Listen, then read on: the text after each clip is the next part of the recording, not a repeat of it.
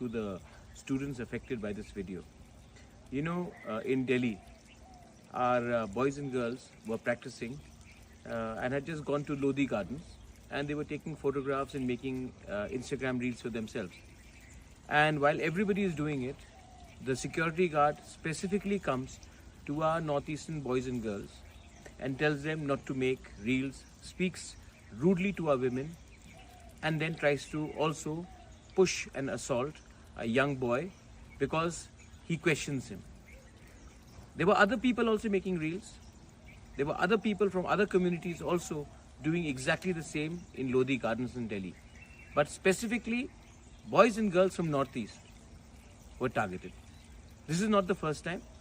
This has happened before. This will happen again. Racial discrimination and profiling of people from Northeast is clearly evident, whether it is in Delhi, whether it is in Bangalore, whether it is in any other part of India. And it hurts us. You know why?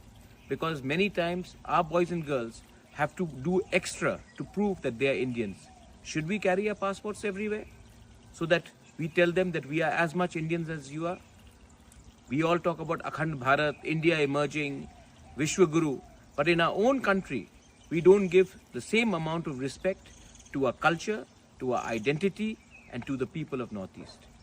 It is very sad, but the time has come. You know, somebody said the other day that this is under this government. It is under every government.